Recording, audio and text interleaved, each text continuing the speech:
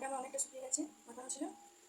এরপর আমি তেল দিলাম, জিরে দিলাম, গরম মশলা, এলাচ, কাজুগুলো দিচ্ছি।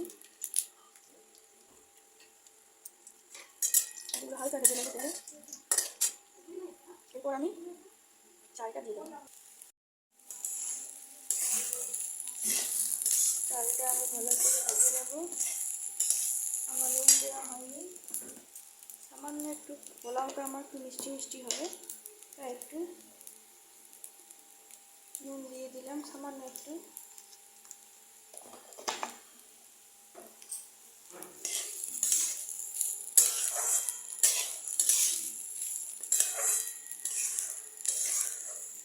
আমি 2 কাপ চালে করছি, ঠিক আছে।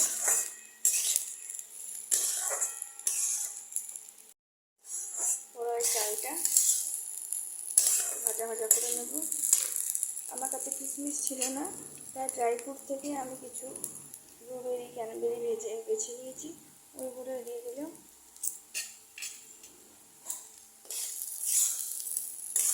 এরপর আমি 2 কাপ চাল নিয়েছি, আর তার জন্য ওই কাপের মতো, সেই কাপে যে কাপে চালটা মেপেছি সেই কাপেরই 4 কাপ জল আমি প্রেসার কুকারে গরম করতে দিয়ে দিয়েছি। জলটা এই সাইডে গরম হচ্ছে।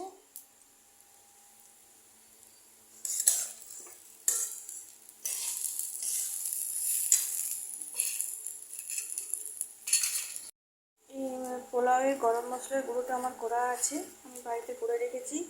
এর মধ্যে আছে জায়ফল, লং, এলাচ, দারুচিনি, গোলমরিচ, সামরিচ, এটা আমি গুঁড়ো করে রাখা আছে।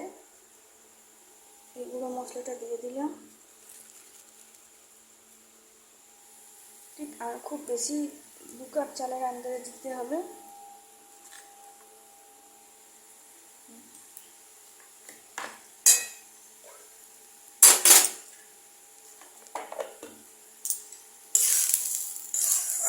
ভালো করে মিশিয়ে নিতে হবে গরম মশলাটা চালের সাথে।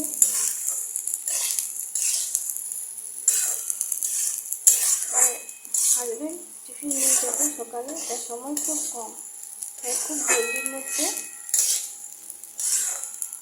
তবে হ্যাঁ রুটির থেকে অনেক কম সময়। এরপর আমি যেহেতু 2 কাপ চাল দিয়েছি, তাই আমি 1 কাপ চিনি দিলাম। কেউ কমও দিতে পারে, কিন্তু পোলাওটা অনেকে মিষ্টি মিষ্টি খেতে পছন্দ করে, তাই চিনিটা আমি 1 কাপ দিয়েছি।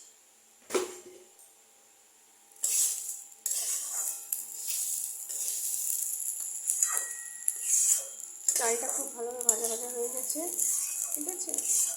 আমি খুব ভালো করে চিনিটা চালের সাথে মিশিয়ে নেব।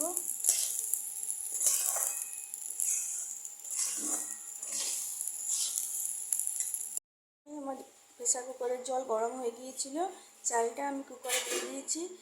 এর মধ্যে আমি একটু লেবুর রস দিয়ে দিলাম। একটা সিটি দিয়ে কুকারে আমি একটা সিটি দেবো, সিটি দিয়ে সিটিটা বন্ধ করে রেখে দেবো। পোলাও আমার রেডি।